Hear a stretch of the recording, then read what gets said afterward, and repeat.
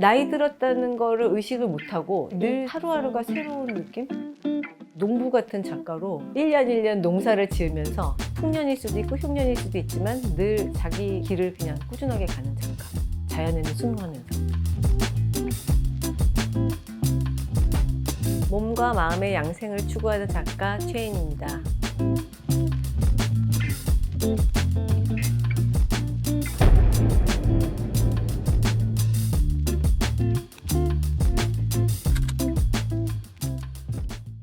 안녕하세요. 안녕하세요. 예, 너무 더운데 고생 많으셨습니다. 네, 반갑습니다. 네. 전체적인 공간들이 좀 뭔가 깔끔한데요? 많이 치웠습니다. 아, 그런가요?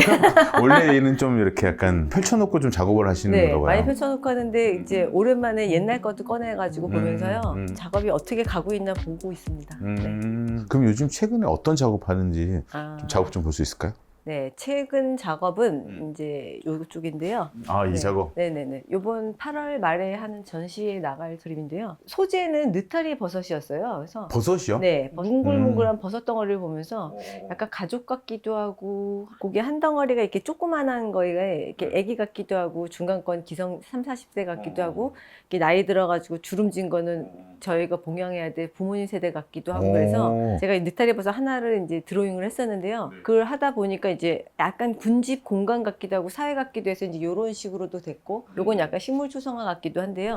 요거는 좀 약간 형태가 그런가. 네. 이제 말하니까 좀 보이긴 한데 사실은 우리가 흔히 먹던 느타리 버섯 느타리 맞죠? 버섯이에요. 오, 아니, 그거를 또 이렇게 다른 시선을 또 바라보니까. 요거는 이제 완전 풍경화처럼 되기도 했는데요. 물컹한 게 어떻게 보면 이렇게 딱딱해 보이기도 하고 약간 추상적으로 보이고 싶기도 해서 일종의 풍경화처럼 해봤어요. 저는 처음에 봤을 때 뭐 이렇게 물감이 돌멩이 이런 게 저는 약간 물고기인가? 네. 이런 느낌인데 아니 느타리 버섯. 네. 지금 말 그대로 배경 자체가 이렇게 좀 레이어가 들어가가지고 더욱더 이제 좀 그런 부분이 보이는데 방금 작가님 얘기한 이 작품 같은 경우는 진짜 말 그대로 딱 이렇게 형태 그대로 느낌이 좀 있으니까. 제가 저기 활짝 핀 거 가지고 만개라고 블라썸처럼 그린 것도 있어요. 그랬더니 누가 꽃이니 아니면 진짜 이게 송이가 만개니 이게 물어보신 분도 있는데 그걸 어떻게 보면 진짜 꽃 핀 것처럼 보이기도 하고요. 이게 묘한 느낌이 들어요. 느타리 버섯을 보면. 근데 왜 느타리 버섯을? 왜냐면 이제 제가 처음에 그렸던 소재 중에 제일 어떻게 보면 처음이 감자 시리즈였거든요. 아, 이게 또 감자예요? 네. 감자 속 사막이라고 해서 제가 2000년에 그렸던 건데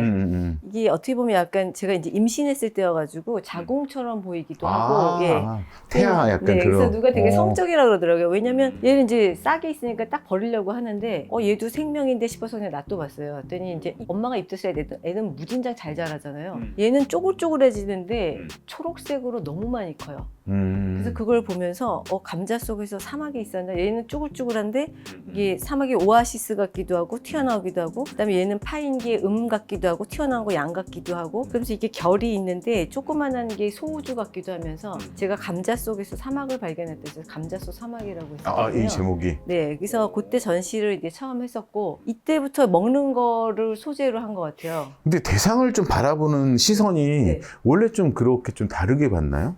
좀 그로테스크한 것 같기도 한데 이게 영화 피아노 보면 피아노가 해변가에 있을 때 되게 생경한 느낌이 들잖아요.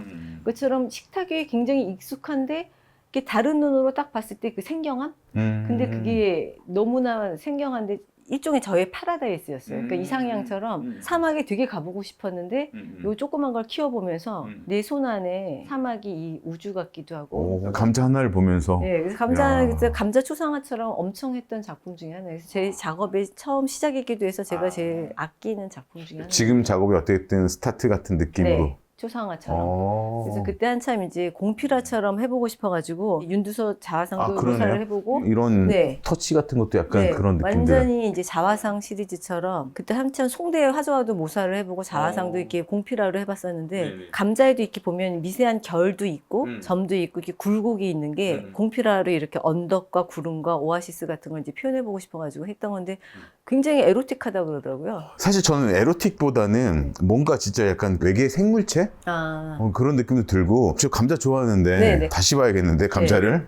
감자 되게 좋아해요. 감자 그다음에 이제 버섯 이런 거를 사실 작가님 시선으로 새롭게 표현하는 거잖아요. 저는 이제 일상에서 물을 길어서 작업을 한다 이런 그럴까? 약간 제가 박완서 소설가님도 되게 좋아하는데 제가 친숙한 거에서 해서 제일 솔직해야 된다고 생각하니까 계속 먹거리를 다루면서 이렇게 교감을 하는 것 같아요. 재료를 사가지고 다듬으면서 콩나물 엉킨 걸 풀고 느타리 버섯을 다듬고 쌀이나 콩을 보면서 느꼈던 여러 가지 감정들 그게 이제 제 생활에서 소재가 돼가지고 작업으로 온 것 같아요. 그렇죠. 사실 어떻게 보면 우리 어머니들 보면 부엌이 네. 자기만의 공간이잖아요. 네. 어떻게 보면 사실은 자기의 가장 편한 공간이고 가장 내가 모든 걸 펼칠 수 있는 공간인데 네. 근데 또 작가님은 어떻게 좀 작업을 하시는 분이니까 네. 그 안에서 또 그냥 흘려고 갈 수 있는 그 소재들을 작업을 또 승화시키고 보니까 살림이라는 게 진짜 살리다라는 그 명사이기도 한데 정말 벗어나고 싶었거든요. 이게 정말 다람쥐 노동 계속 책박자 네, 근데 어떻게 보니까 날 재료가 익어가면서 새로운 재료가 돼서 요리가 되고 이걸로 사람을 살리고 작업실에서도 어떤 생각이나 소재가 익어서 또 창조가 되고 그래서 결국에는 작업실과 부엌이 연결돼 있었나라는 생각이 들더라고요. 오, 20년이 지나니까 그런 생각이 들었어요. 처음에는 부엌에서 벗어나고 싶었는데 이 부엌 되게 신데렐라다 싶었는데 어떻게 보면 이게 나의 정체성일 수도 있겠다. 그래서 결국 이 먹거리에서 보는 어떤 생경함이라든가 생명이라든가 순환 같은 거 인간 육아랑도 똑같고 그렇다는 생각이 들었어요. 감자 하나로 시작해가지고 진짜 말 그대로 아주 사소한 거잖아요. 네. 근데도 불구하고 그 안에서 먼저 진짜 아까 우주도 보시고 네. 사실 일반 사람들이 봤을 때는 감자 뭐 맛있지 뭐 이렇게 끝날 거를 거기다 이제 계속 연장되는 거잖아요. 제가 이제 자전적 이야기가 이제 솔직하게 좋아서 저는 루이스 부르주아도 좋아하고 그러니까 허황되지 않고 자기 이야기를 할 때 가장 개성이 있는 것 같아요. 그래서 저는 어떤 먹거리에서 생명을 보고 어떻게 보면 음양오행이 여기 다 있는 것 같아요. 어떻게 보면 여기 음이 있고 양이 있고 실제적으로 보면 달걀 노른자에도 노른자는 양이고 하얀 자는 음이고 채소를 봐도 뿌리 채소는 약간 양기가 있고 잎 채소는 음기가 있고 이런 것도 브로콜리인데 아, 이 브로콜리요?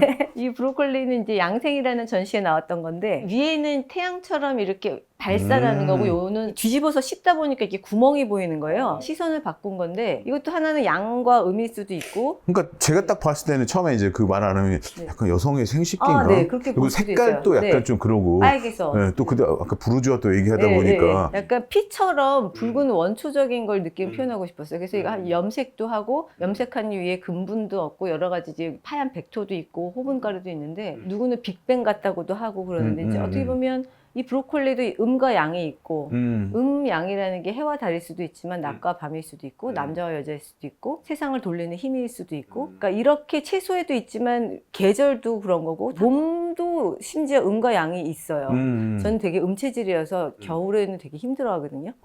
예. 뭔가 약간 그런 따로 공부하시나요? 아니 그건 아닌데 먹으면서 보면서 마늘이나 부추 같은 거 양파는 확실히 몸에 열을 내거든요. 저한테 되게 잘 맞아요. 근데 저기 보시는 이제 토마토 같은 거 저은 거나 토마토. 가지 같은 건 음기가 세다 그러더라고요. 그래서 익혀 먹어야 된다 그러더라고요. 이것도 봄에 먹는 제철 음식이라는 게 있으니까 봄나물을 먹으면 나물을 먹는 게 아니고 봄을 먹는 느낌이 나거든요. 그게 어렸을 때는 몰랐는데 점점 이렇게 계절이 몸에 스며드는 느낌이 나요. 그래서 결국 내가 먹은 게 곧 나다 이런 말 하는 것처럼 그게 먹는 걸 통해서 음영이 보이고 생활이 보이고 그 생명성을 조금이라도 어떻게 이렇게 표현을 하고 싶은데 어느 정도까지 전달될지 모르겠지만 아무튼 주제는 그렇습니다. 약간 균형들을 계속 좀 맞춰가면서 제가 동양화를 해서 그런지 중용이라는 걸 굉장히 중시해요. 그러니까 모든 거에서의 밸런스, 그렇지. 치우치지 않는 거. 어떻게 보면 음양이 있으니까 변화가 생기는 거거든요. 궁죽변, 변죽통, 통죽가고 이런 말이 있는데 궁하면 변하고 끝으로 가면 변하고 맞아. 변하면 이제 통하게 되어 있고 통하면 오래 간다. 근데 근데 그거는 결국에 어떤 반대되는 상극의 힘이 있기 때문이거든요. 그래서 그런 변화라는 게 생겨야 인생이 알 수 없고 재밌는 것이고 뭐든지 조그마한 변화라는 게 있어야 또 희망이 있는 거고 그래서 제가 이제 동지라는 계절도 좋아하는 게 어둠이 극에 달했을 때 그 다음부터 희망으로 가니까 저는 봄이 3월이 아니고 12월 제일 어두울 때 동지라고 보거든요. 그러니까 그런 것처럼 이렇게 변화라든가 거기서 생기는 생명이라든가 이게 제 작업의 주제인 것 같아요. 그러면은 하루의 루틴도 상당히 좀 중요하게 생각되겠네요. 네, 루틴 중요하죠. 저는 일상의 힘을 믿기 때문에 저희가 휴대폰 충전을 열심히 하잖아요.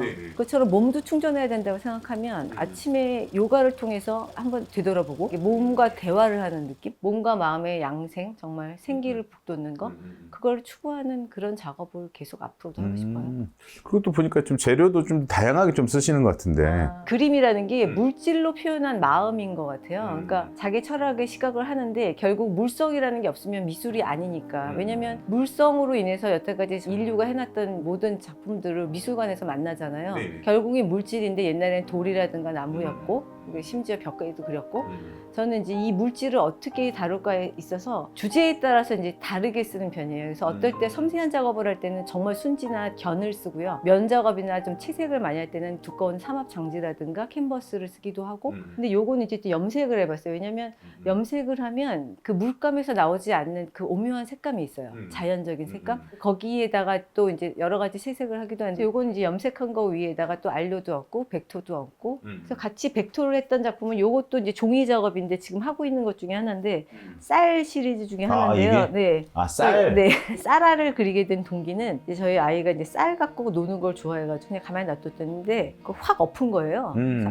정말 이걸 어떻게 치우나 하면서 치우고 나갔는데 하필이면 학교 올라가는 길에 벚꽃이 확 날리는데 신호가 걸리면서 벚꽃이 이렇게 자동차에 확 붙는 거예요. 근데 그때 아침에 쏟아졌던 그 쌀알이 생각이 나면서 쌀알과 벚꽃이 이렇게 휘날리는 게 비슷하기도 하고 해서 그때 어떤 봄날이라고 해서 제가 쌀알 가지고 한 작업도 있었고 경주에 갔더니 이 봉분들이 엄마의 가슴 같기도 하고 따뜻한 것 같기도 하고 밥 한 그릇 공기 같기도 한데 그래서 제가 그래서 살림이라는 걸로 검정색 쌀로 그린 그림이 있어요. 그다음에 저희 엄마가 항상 밥을 먹고 다녀라가 나는 너를 사랑한다의 한 방법의 말 표현이신데 그래서 제가 엄마의 기억이라든가 여러 가지 제목으로 이제 쌀 시리즈를 한 적이 있어요. 근데 그건 그 연장선으로 그러니까 날리는 것 같은 쌀을 한 건데 여기도 보면 백토하고 호분하고 여러 가지가 막 섞여 있어요. 그다음에 요것도 이제 백토인데 한참 백토를 쓸 때 분청사기 느낌을 좀 내보고 싶어가지고 귀알붓처럼 확 지나가는 걸로 한 거예요. 이때는 이제 강낭콩이었었는데 강낭콩을 진짜 한 30년 만에 다시 키워봤어요. 숙제가 있어가지고. 직접 집에서? 네. 그랬더니 싹이 나는 속도가 다 다른 거예요. 그래서 어렸을 때 몰랐는데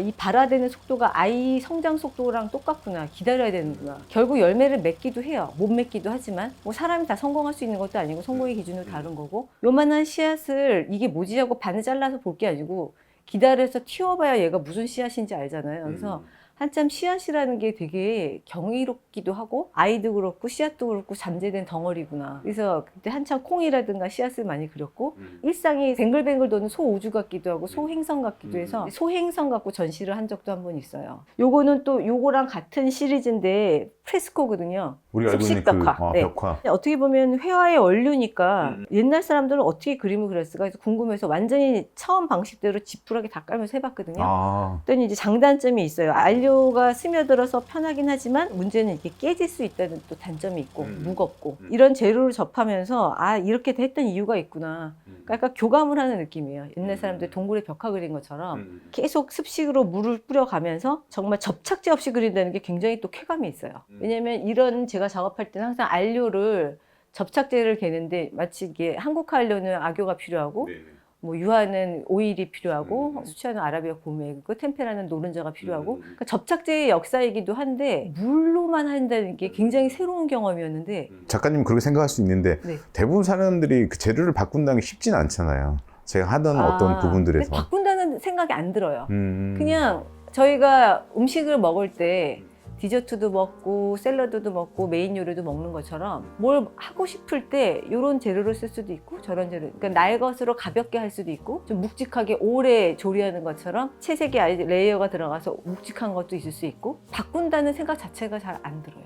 그러면은 작가님은 이전에는 어떤 작업을 하신 거예요? 대학원 다닐 때는 그러니까 아카데믹하게 정말 배운 시기였고요. 그러고 나서 대학원 졸업하고 뉴욕에 갔었는데 그때는 이제 완전히 약간 추상화 같기도 했어요. 그래서 그때는 굉장히 이제 뭘 배울까? 여기서는 굉장히 멜팅팟처럼 용광로인데 굉장히 궁금했어요. 그 다음에 또 우연하게 강익중 선생님이라고 거기 뉴욕에 스튜디오를 방문한 적이 있었는데 그분이 이렇게 요만한 3인칭 회화를 이렇게 주머니에 갖고 다니시면서 하는 거 보여주시면서 약간 비주얼 다이어리 일기처럼 매일매일 쓰시는 그게 모이니까 어마어마하더라고요. 그래서 어떻게 보면 제가 그 일상의 힘이라는 것도 거기서 봤을 수도 있어요. 이게 쌓이면 무섭구나. 제가 좋아하는 말이 낙수가 바위를 뚫는 건데 가랑비에 옷 젖는 것처럼 별거 아닌 것 같지만 5년 뒤에는 바뀌어 있는 거? 그런 걸 가끔씩 느끼거든요. 그런 작가님만의 더 생각들을 좀 더 우리가 깊게 작가님 재료 좀 써가지고 얼굴도 그리면서 얘기하면 어떨까? 네, 좋습니다. 대학교 4학년 어떤 이제 수업하다 보면 어떻게 이렇게 아이 낳고 작업을 하셨어요? 그런 질문도 받는데 늘 채워주지 않는 그런 결핍 상태? 결핍이 있어야 앞으로 나아가는 것 같아요. 그래서 저는 늘 약간 모자라는 게 좋은 것 같아요. 뭔가 정상에 있으면 내려가는 것밖에 안 남았으니까 그 상태가 싫더라고요. 항상 올라가고 있는 그 상태? 그 상태가 좋아요. 희망의 상태.